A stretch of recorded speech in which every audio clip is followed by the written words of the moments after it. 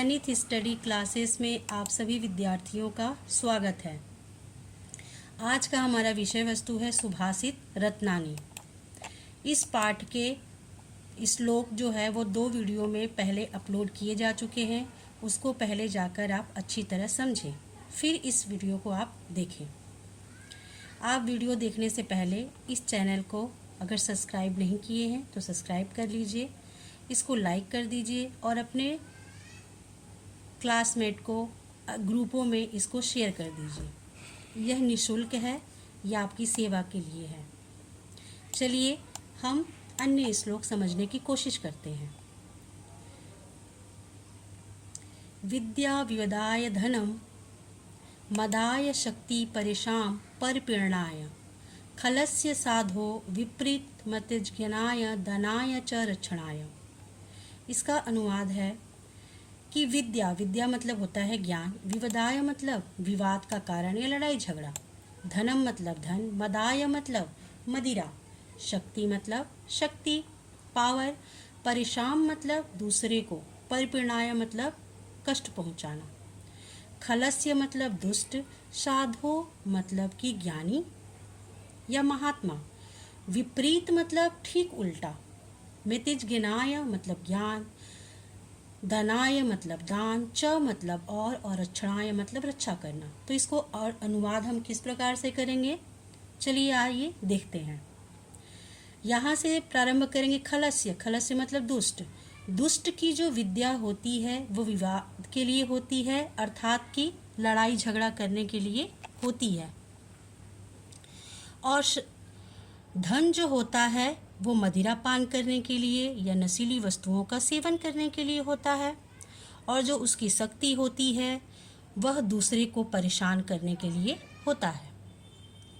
ठीक इसके उल्टा, विपरीत मतज्ञानाय, ठीक इसके उल्टा जो महात्माओं का ज्ञान होता है या जो विद्वानों का ज्ञान होता है या विद्या होती है वो ज्ञान के लिए होता है। यहाँ पे दिया हुआ देखिए, ज्ञानाय ज्ञान के लिए होता है। और उसका जो धन होता है वो दानाय, दान पुण्य करने के लिए होता है, मतलब गरीबों की सहायता करने के लिए होता है।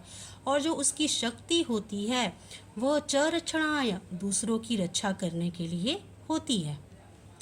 इसको एक बार और समझिए। दुष्ट की विद्या विवाद करने के लिए या लड़ाई झगड़ा करने के लिए होती है।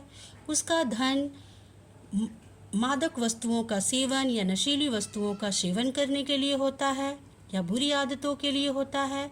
और उसकी शक्ति जो होती है वो हमेशा दूसरों को परेशान करने के लिए होता है। ठीक इसके उल्टा जो महात्माओं का ज्ञान विद्या होती है वो ज्ञान बढ़ाने के लिए होता है। और उसका जो धन होता है वो दान पुण्य करने के लिए होता है, गरीबों की सहायता करने के लिए होता है। और उसकी जो शक्ति होती है वह हमेशा निसहायों की रक्षा करने के लिए होता है। चलिए दूसरा समझने की कोशिश करते हैं। सहसा विदधीत न क्रियां विवेकः परम आपदा पदम वर्णे तु हि विश्व कारिणा गुण लब्धा स्वमेव संपदः। कहा जा रहा है सहसा मतलब होता है अचानक, विदधीत मतलब कार्य को, न क्रियां विवेकः मतलब कि कार्य को बिना सोचे समझे नहीं करना चाहिए, परम आपदा मतलब कि विपत्ति में, पदम मतलब कि पड़ जाना, वर्णेतु ही विस्मकारिणाम गुण लब्ध्वा स्वमेव संपदा। वर्णेतु मतलब कि रहने के लिए या वर्ण करने के लिए, विश्वकारिणाम विश्व या समस्त कार्य को पूर्ण करने के लिए, गुण लब्ध्वा मतलब गुणों की लोभी अर्थात कि लक्ष्मी, स्वमेव संपदा स्वयं ही निवास करने के लिए आती है। तो इसको अनुवाद में हम लोग किस प्रकार से करेंगे, आइए चलिए देखते हैं।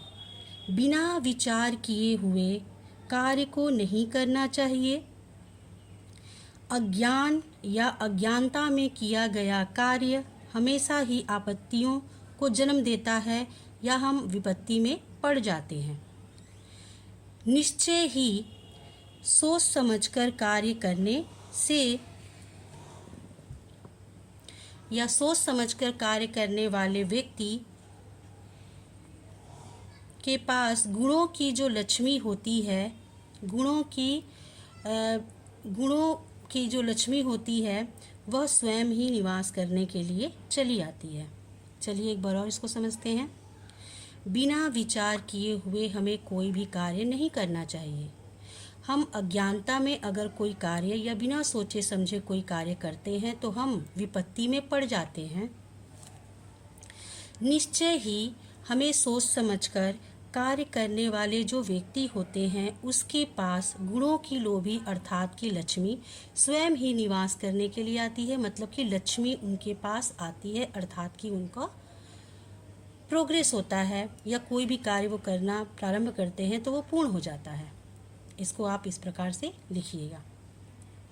चलिए नेक्स्ट देखते हैं। वज्रादपि कठोराणि मृदानि कुस्मादपि लोकोत्रणाम चेतासि को नु विज्ञातुमर्हति। वज्रादपि वज्र से भी, कठोराणि मतलब कठोर, मृदानि मतलब होता है कोमल, कुस्मादपि मतलब फूल से भी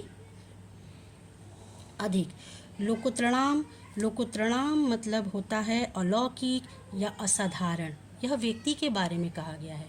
चेतासी मतलब होता है हृदय, कोनु कौन नहीं, विज्ञातुमर्हति जान सकता है। तो इसको हम अनुवाद किस प्रकार से करेंगे।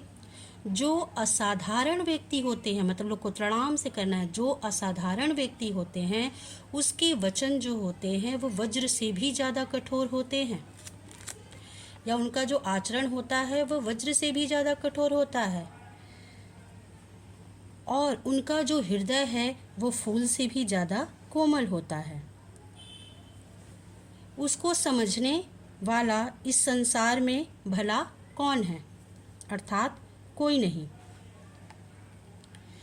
तो यहाँ तक मैंने इस श्लोक को आप लोग को समझाया। यह श्लोक आप लोग को कैसा लगा वो कमेंट में जाकर बताएं। अगर कोई कमी है उसको भी बताएं।